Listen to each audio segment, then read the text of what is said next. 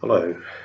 Over the course of the past day or two, I've had occasion to reflect and to recall and to remember my own personal experience of the COVID-19 pandemic.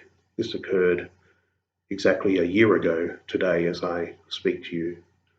At that time, having become unwell, I found myself in the Alfred Hospital and admitted to the COVID ward.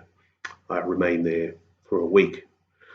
Turned out my condition was pneumonia, but the symptoms being very similar to the symptoms of COVID-19, I was placed in the COVID ward as a precaution and repeatedly tested. So I was quite sure at the end of that, and after spending 14 days in isolation at home upon being discharged and being tested again, that I did not in fact ever have COVID-19.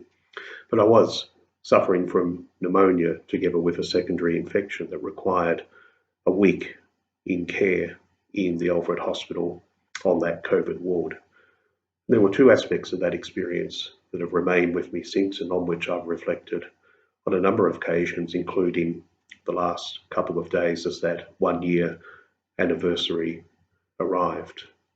The first was the magnificent care that I received from the staff, in particular the doctors caring for me and the nurses who cared for my daily needs and provided medication and other necessities over the course of that week.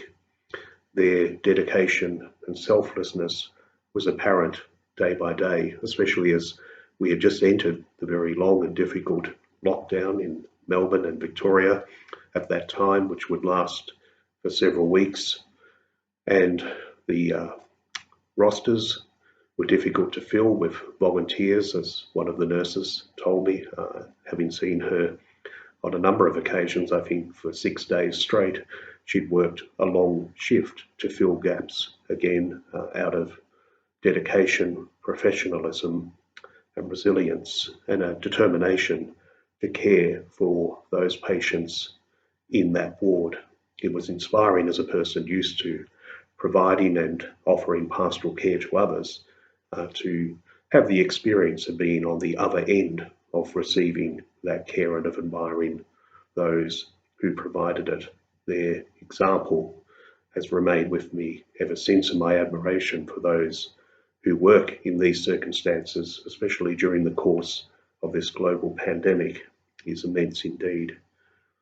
The other aspect of that experience, which has stayed with me and on which I've reflected a number of times since, is the opportunity, albeit by compulsion, to have a week in isolation without the possibility of any visitors, alone with only a Bible and my mobile phone.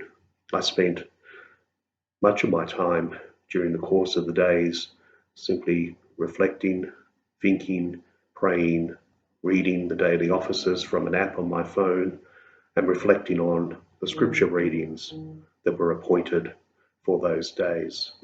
I found myself thinking and praying deeply about my life, my family, my ministry, what I had achieved and what I hope to achieve in the coming years. I also found the Psalms, a portion of scripture that I hadn't had occasion to read and reflect on deeply for a long time, to be especially important over the course of that week. And I read a number of Psalms. I focused on what I would call the hopeful Psalms, of which there are many. They were a comfort and an inspiration, and again, something that has stayed with me since. So with those thoughts in mind, and with that description of my personal experience, I'd like to conclude these reflections by reading one of the Psalms that was important to me over the course of that week, from Psalm 91. You who live in the shelter of the Most High, who abide in the shadow of the Almighty, will say to the Lord, You are my refuge and my fortress, my God in whom I trust. For he will deliver you from the snare of the fowler and from the deadly pestilence. He will cover you with his pinions, and under his wings you will find refuge. His faithfulness is a shield and a buckler. You will not fear the terror of the night, or the arrow that flies by day, or the pestilence that stalks in darkness, or the destruction that wastes at noonday. Because you have made the Lord your refuge, the Most High your dwelling place, no evil shall befall you, no scourge come before your tent. He will command his angels concerning you to guard you in all your ways.